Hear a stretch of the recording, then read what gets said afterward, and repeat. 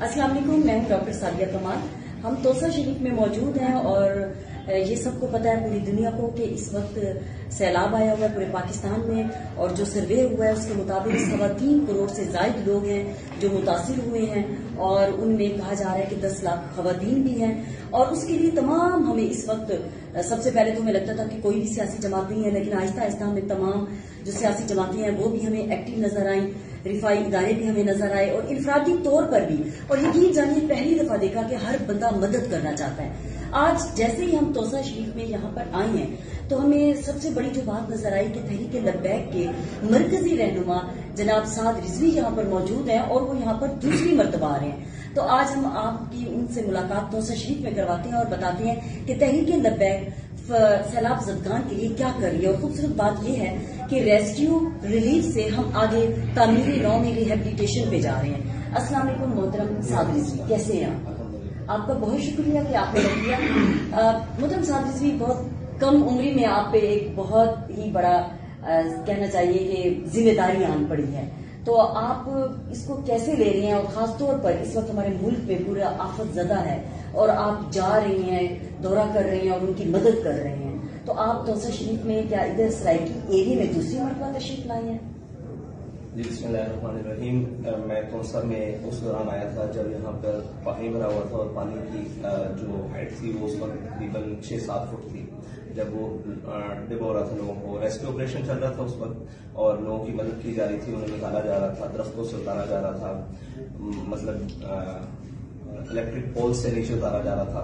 उस वक्त मैं यहाँ आया था, और उसके बाद अब दोबारा, क्योंकि उस वक्त की जरूरियात अलग थी, आज जरूरियात अलग हैं, उनको मैं देखने के लिए हूँ साथ रहे, और मैं इनको देख कर गया था कि किस हालत में थे, और उसके बाद जो बैकअप था उसके लिए वापस गए और दोबारा से ये चीजों को लाइन अप किया, और अब दोबारा यहाँ पर आए हैं। और लोगों का दर्द और दुख, और अब उनको साथ रहने के लिए अपना घर चाहिए, टेंट नहीं चाहिए, और उनको रहने के लिए, अब पीने के लिए साफ पानी चाहिए। मिनरल वाटर पर यहाँ पर इतनी देर गुजारा नहीं हो सकता, तो उनके लिए पानी का इंतजाम, और जो उनका बचा बुचा घर है या नहीं रहा तो जिसके निशानात बाकी हैं वहां पर कुछ उनके लिए किया जा सके, उसकी देखभाल और उसको आगे सिलसिले को चलाने के लिए यहाँ पर। जी, ये तो बहुत नेक काम है तहरीक लब्बैक कर रही है। मोहतरम साद हुसैन रिजवी साहब, ये बताइए कि आपके डोनर्स कौन है, कौन आपको सपोर्ट कर रहा है कि आप यहाँ पर सबकी मदद कर सकें?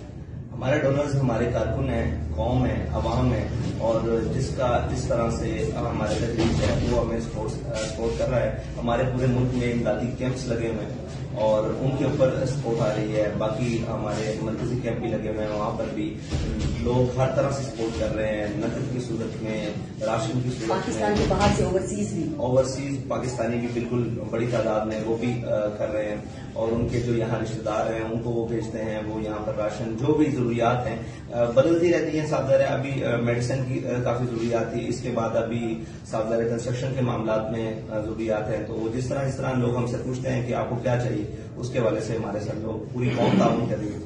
अच्छा मोहतरम साद हुसैन रिजवी, ये बात तो आपने ठीक बताई है, लेकिन जहाँ पर तामीर नौ है वहाँ पर ये बहुत बड़ा ट्रॉमा है। जैसे कई माओ के बच्चे बह गए हैं और कई मर्द जो हैं वो घर के सरबराह हो चले गए हैं, पानी में लाशें तक नहीं मिली।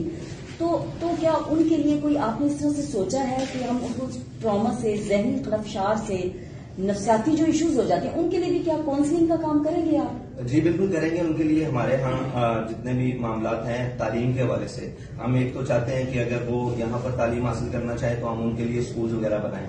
अगर वो यहाँ पर नहीं समझते कि बड़े शहरों में जाने के लिए वो तैयार हैं, तो हम उनको बड़े शहरों में लाहौर, पिंडी, कराची, इस्लामाबाद और बड़े शहरों में लेकर जाने के लिए तैयार है। जैसे डीजी खान है, हम वहां पर भी उनकी तालीम का और रहने सहने का इंतजाम करने का सोच रहे हैं। तो अब हम निकल आए हैं रेस्क्यू और रिलीफ से, हम आगे जा रहे हैं तामीर नौ में। तो इस वक्त पाकिस्तान के बाहर से बहुत सारे ममालिक इमदाद दे चुके हैं, और हमारा हर एक बंदा इस वक्त फंड रेजिंग कर रहा है, और हर बंदा चाहता है, और इस दफा बहुत खुशी की बात है, हमारी इस पाकिस्तानी आवाम में बहुत जज्बा है। लेकिन यहाँ पर साद हुसैन रिजवी साहब, कहीं पे ये भी नजर आया है कि किसी जगह पे बहुत ज्यादा इमदाद मिल रही है, किसी जगह पे झगड़े पड़ रहे हैं, कई जगहों पे कोई एनजीओ ऐसी है फेक जो पैसा खा रही है। तो इस वक्त तहरीक लब्बैक ने क्या मैकेनिज्म बनाया है कि जिससे आप ये समझें कि आप मुनसिफाना बराबर की तकसीम और सस्टेन रखेंगे? देखिए, जो है ना, नुकसान से पहले, तामीर नौ से पहले नुकसान का तखमीना जरूरी है।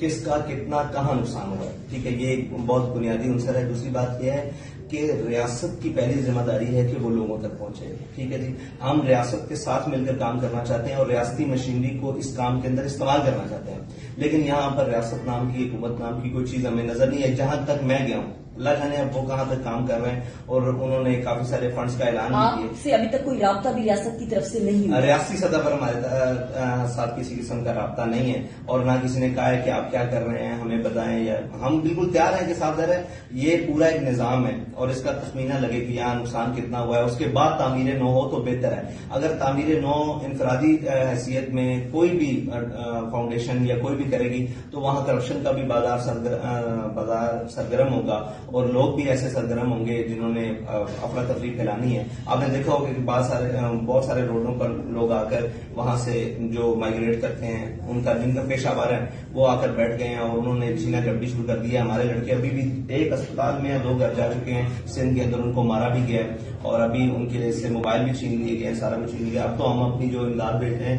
اس کے اوپر کوئی بینر وغیرہ بھی نہیں ہے, خالی ٹرکس جا رہے ہیں اور وہ ان کو نامعلوم مقام پر اتار کر. آپ نے پورے پاکستان میں اپنا ایک سسٹم بنایا ہوا ہے, تحریک لبیک میں آپ کے کارکن ہیں ہر علاقے میں, اور اس وقت آفت زدہ علاقوں میں بھی کام کر رہے ہیں. تو یہ فرمائیے گا کہ خواتین بھی 10 لاکھ سے زیادہ متاثر ہوئی ہیں, تو کیا آپ نے یہ سوچا ہے کہ کیا خواتین کا بھی آپ کو اپنا, جس طرح سے مختلف اور بھی سیاسی جماعتیں یا رفائی ادارے بناتے ہیں کہ خواتین ونگ ہوتا ہے, تو تحریک لبیک کا خواتین ونگ موجود ہے. ہماری ایم پی اے صاحبہ ہیں کراچی سے, سرور تو ان صاحبہ, کو یہاں پر نہیں آنا چاہیے تھا. آپ 2 دفعہ آ چکے ہیں, وہ نہیں آئے. سنیں ڈاکٹر صاحبہ, ہماری جو ایم پی اے سرور صاحبہ ہیں, وہ ہم نے ان کو صادر ہے. ہمارا خواتین کا ایک مسئلہ ہے, ہماری گھریلو خواتین ورک میں موجود ہیں, ہماری لیڈی ڈاکٹرز موجود ہیں. آپ اگر ان کا انٹرویو کرنا چاہیں, ان سے ملنا چاہیں, وہ یہیں پہ میرے خیال سے جام پور کے قریب کہیں موجود ہیں, تو آپ ان سے مل سکتی ہیں. تو ہماری خواتین, اور ہم نے خواتین کے مسائل کو ایک بند لفافے کے اندر سارے معاملات کو کر کے ان تک پہنچا رہے ہیں, اور ان کی جو ضروریات ہیں وہ یہاں پر پہنچا رہے ہیں. اور ہمارے یہاں سے کوئی ڈاکٹر صاحب ہیں, وہ کام کر رہی تھی, انہوں نے ہمارے حسن بٹ صاحب سے رابطہ کیا, وہ یہاں پر آئے ہوئے تھے, آپریشن کی ٹیم میں تھے, ان سے رابطہ کیا. جو ضروریات انہوں نے بتائی ہیں وہ ایک بڑی تعداد میں, بلک تعداد میں انشاءاللہ ہم ان کو دینے کے لیے جا رہے ہیں کہ آپ کو خواتین کی مدد کریں. یہ بہت اچھا کر رہے ہیں آپ. یہ بتائیں, بس آخری سوال آپ سے کروں گی, جو اب سیاست میں ہم دیکھ رہے ہیں, جو اس وقت جلسے بھی ہو رہے ہیں, عوام بھی اس وقت پانی میں اور مصیبت میں گری ہوئی ہے, بہت ایسی چیزیں چل رہی ہیں. مستقبل میں آپ کیا دیکھتے ہیں؟ کیا تحریک لبیک علیحدہ طور پہ ایک جماعت بن کے آئے گی, یا کسی سے آپ اتحاد کریں گے؟ کس طرح سے سیاسی منظرنامہ آپ دیکھتے ہیں؟ سیاسی منظرنامہ تحریک لبیک کا تو 2018 میں بہت کلیئر ہو چکا ہے. تحریک لبیک پاکستان 2018 میں ایک اپنی شناخت کے ساتھ سیاسی جماعت بن کر ابھری, اور پاکستان کے سیاسی پر, اور انشاءاللہ ابھی بھی اپنی شناخت کے ساتھ وہ ہر طرح سے کام کر رہی ہے. اصل میں مسئلہ یہ ہے کہ ہمارے ہاں سیاست کا مقصد جو ہے نا, وہ علامہ اقبال کی زبان میں ہے کہ سروری دردین ماں خدمت گری ہے, عدل فاروقی و فقر حیدری است. تو ہم جو ہے نا سیاست کا مقصد خدمت رکھتے ہیں, نہ کہ چور بازاری اور یہ سارے معاملات. ایک بڑی لمبی تفصیل ہے, اور اس کو نہ ہی چڑھا جائے تو بہتر ہے, ورنہ یہ معاملات کہیں اور. بالکل درست فرمایا آپ نے کہ ایک لمبی تحریر ہے, لیکن ہمیں وہ کہتے ہیں خدمت خلق کے واسطے پیدا کیا گیا اس انسان کو. تو بس میں آخری یہ اسی سوال پہ ختم کروں گی کہ دیکھیے, تحریک لبیک اس بات پہ یقین رکھتی ہے یا رسول اللہ لبیک, اور نبی پاک ایسی انسانی ہستی تھے کہ ہم کہتے ہیں لقد رسول اللہ اسوۃ حسنۃ. تو مجھے یہ بتائیں کہ کہیں اس طرح کی شدت پسندی یا وہ تو نہیں ہو لوگوں میں آئے گی, کیونکہ اسلام میں ہے لا اکراہ فی الدین, دین میں کوئی جبر نہیں ہے, کہ ہاں تحریک لبیک آگے لوگوں کو مذہب کی بنیاد پہ, فرقے کی بنیاد پہ, نسل کی بنیاد پہ, زبان کی, علاقے کی بنیاد پہ تفریق نہ ہو. ہم مذہب کی بنیاد پہ بھی سب کو ایکولی ٹریٹ کریں, جس طرح سے پاکستان کا قیام عمل میں لایا گیا. تو آپ بحیثیت تحریک لبیک کے رہنما ہونے کے اپنے جو ورکرز ہیں ان کو اس بات کی ترغیب دیتے رہتے ہیں کہ وہ اس بات کی آپ کی تکلیف کریں؟ دیکھیے جی, دینیات کے اصول علیحدہ ہیں, اور جو آپ نے بات کی لا اکراہ فی الدین, قرآن یہاں تک نہیں ہے, آگے بھی ہے قد تبین الرشد من الغی, یہ بھی ہے. تو دین میں بالکل کسی قسم کا جبر نہیں ہے, اور ہمارے لوگوں نے, آپ کو کہیں سے پورے پاکستان کی پوری دنیا میں شکایت نہیں آئے گی کہ انہوں نے کسی کی مدد کرنے سے پہلے یہ پوچھا ہو کہ تم کہاں سے تعلق رکھتے ہو, تمہارا دین کیا ہے, تمہارا مذہب کیا ہے, تمہارا فرقہ کیا ہے, لیکن کی ہے. لیکن ہماری ایمانیات کی بات وہ علیحدہ ہے. ہمارا سٹانس ہے ناموس رسالت پر. وہ دنیا کا کسی مذہب سے تعلق رکھنے والا ہو، کسی نسل